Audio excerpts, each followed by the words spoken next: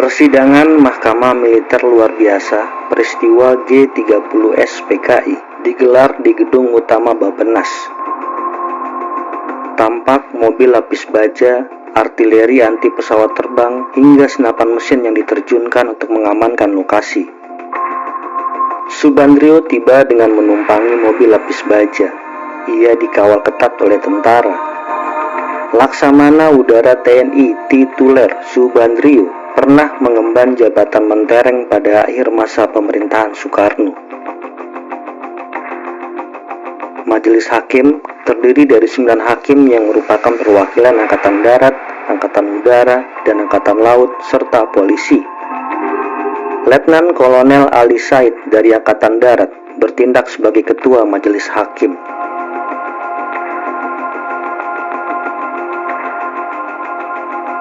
Sidang Mahmilub ini terbuka untuk umum.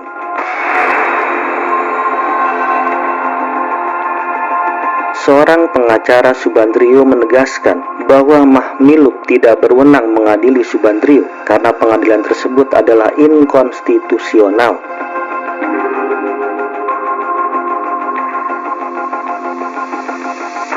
Dalam sidang Mahmilub, Subandrio tampak tertekan. Ia kerap meminta pengulangan pertanyaan kepada Ketua Majelis Hakim Letkol Ali Said.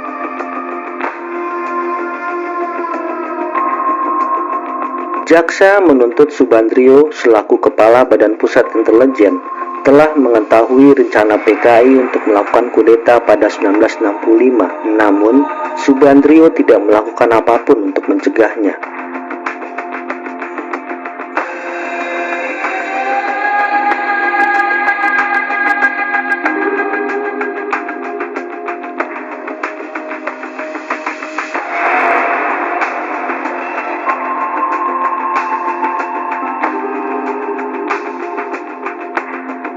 Sidang Mahmilub menghadirkan Kepala Staf Badan Pusat Intelijen, Brigjen Sutarto, sebagai saksi.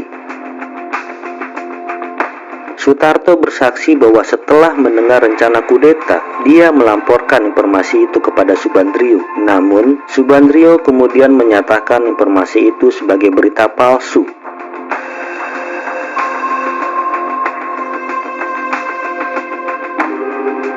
Sutarto juga mengaku bahwa ketika kudeta dilaksanakan, Subandrio dan dirinya sedang berada di Sumatera.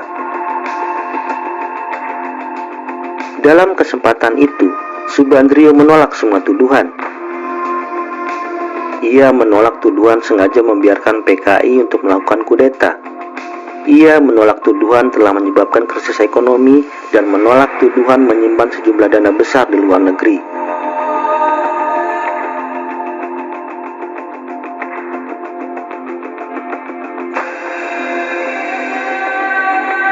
Jaksa menuntut Subandrio dengan hukuman mati.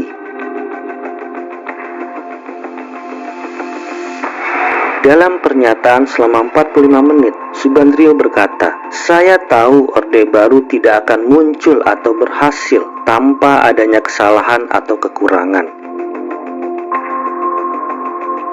Meskipun Subandrio mengakui telah menerapkan kebijakan yang keliru, tetapi segala kekeliruan itu dilaksanakan di atas kerangka pemerintahan, dan setiap kebijakan memerlukan waktu untuk bisa membuahkan hasil. Subandrio juga menolak tuduhan telah membantu kudeta PKI. Subandrio mengaku bahwa BPI memang telah meningkatkan pelatihan sukarelawan yang kemudian menjadi salah satu garda kudeta.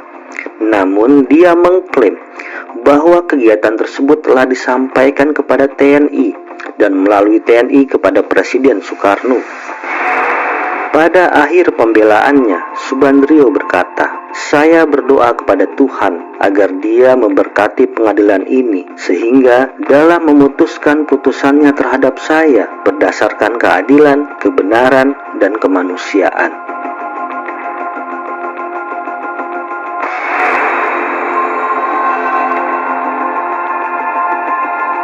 Majelis Hakim Mahmilub yang dipimpin oleh Letkol Ali Said memvonis Subandrio hukuman mati. Sepanjang pembacaan putusan, Subandrio tidak menunjukkan jejak emosi. Ia menanggapi keputusan tersebut dengan anggukan, sedikit membungkuk, dan pernyataan terima kasih kepada majelis hakim.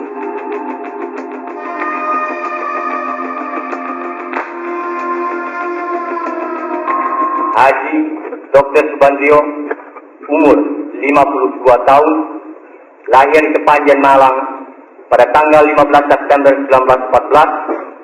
Pekerjaan terakhir, Wakil Perdana Menteri I Republik Indonesia, Menteri Luar Negeri dan Hubungan Ekonomi Luar Negeri Republik Indonesia, Kepala Badan Pusat Intelligence Republik Indonesia, Wakil Panglima Besar Kostrad, Ketua Dewan Pengawas LKDN Antara, Wakil Panglima Besar Kotoe, Anggota dan Ketua Gabungan 1 Kunci, Koordinator Urusan Iran Barat, dan anggota pengurus besar Front Nasional, beragama Islam, bangsa Indonesia, dan bertempat tinggal terakhir di Jalan Diponegoro, nomor 29 Jakarta. Ditahan sejak tanggal 18 April tahun 66, berdasarkan surat perintah penahanan dari Tim Pemeriksa Pusat nomor Pren 17 TP 1 1966 tertanggal 18 April 1966 dan surat perintah Auditor Jenderal Angkatan Darat nomor Pren 050 1966 tertanggal 17 September tahun 1966. Mahkamah Militer Luar Biasa tersebut di atas, keputusan instruksi dari Pemerintah Republik Indonesia dan atau Presiden Republik Indonesia mengadili, menetapkan bahwa tertuduh yang bernama telah bersalah melakukan kejahatan. 1.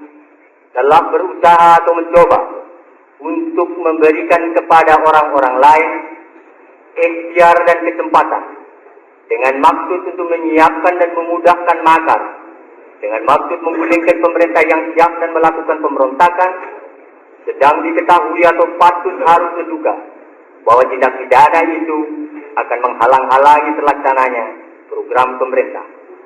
2.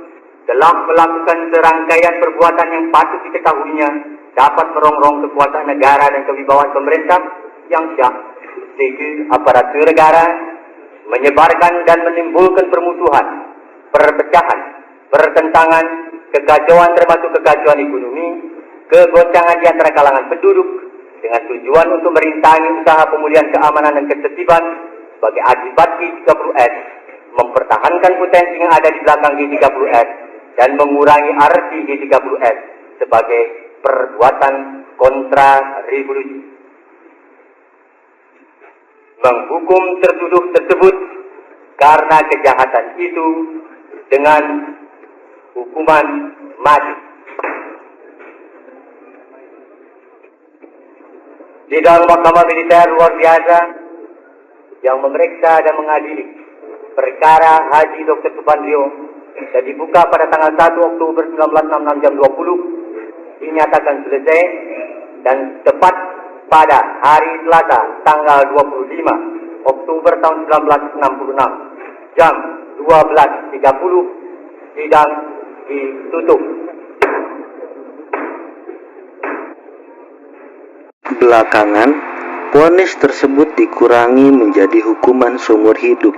Pada tahun 1995, Subandrio dibebaskan karena alasan kesehatan. Ia dibebaskan bersama dengan Umar Dhani. Jadi bapak-bapak bisa mengungkapkan isi atau perasaan hati bapak. Very happy. Very happy. Yes, and anything Any hard feelings? any hard feelings? Apakah ada dendam, Pak? Hard feeling? No hard feeling at all. No hard feeling at all.